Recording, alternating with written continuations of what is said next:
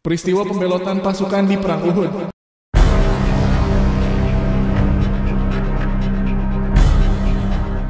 Perang Uhud merupakan perang kedua bagi umat Islam setelah hijrah ke Madinah.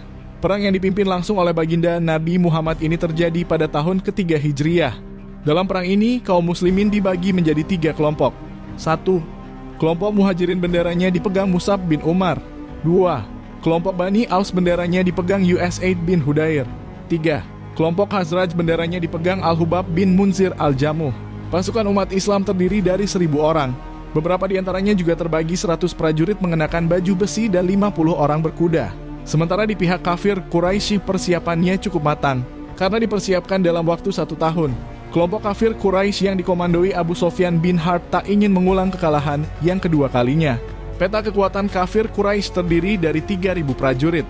Di antaranya ada 3.000 ekor onta, 200 orang penunggang kuda. Pasukan dengan baju besi sebanyak 700 orang. Pasukan kavaleri dipimpin oleh Khalid bin Walid dan Ikrimah bin Abu Jahal. Namun, ketika kaum muslimin berangkat ke medan laga di kawasan Gunung Uhud, terjadi pembelotan.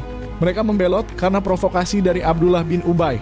Sebanyak 300 orang membelot tidak ikut berangkat perang, sehingga pasukan yang berangkat perang Uhud hanya sekitar 700 orang saja. Sikap licik Abdullah bin Ubay ini bertujuan agar kaum musliman kalah dalam perang Uhud. Dengan begitu kelompoknya dapat menguasai kota Madinah dengan mudah. Sementara alasan yang diungkapkan karena Nabi mengabaikan pendapatnya. Abdullah bin Ubay meminta agar berperang di dalam kota Madinah tanpa menyongsong musuh untuk keluar dari kota Madinah. Padahal alasan sesungguhnya adalah ingin menimbulkan keguncangan dan keresahan di tengah pasukan kaum muslimin setelah pasukan musuh sudah sangat dekat. Karena ulah tokoh munafik Abdullah bin Ubay, sekitar 100 orang juga akan ikut membelot, yakni dari kabilah Bani Haritsah dari Aus dan Bani Salamah dari Khazraj. Namun sahabat Nabi Abdullah bin Amr bin Haram, ayahnya Jabir bin Abdillah berhasil memberikan motivasi, sehingga dua kabilah ini kembali bergabung dengan pasukan kaum muslimin. Sehingga saat perang Uhud total pasukan kaum musliman berjumlah 700 orang.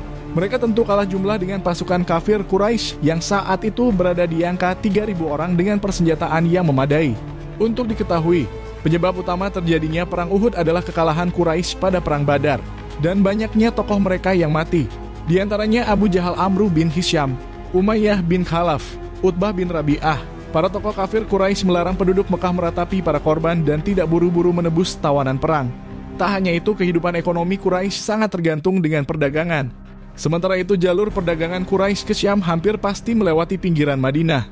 Mereka menganggap sebelum mengalahkan umat Islam, jalur perdagangan mereka masih dalam masalah.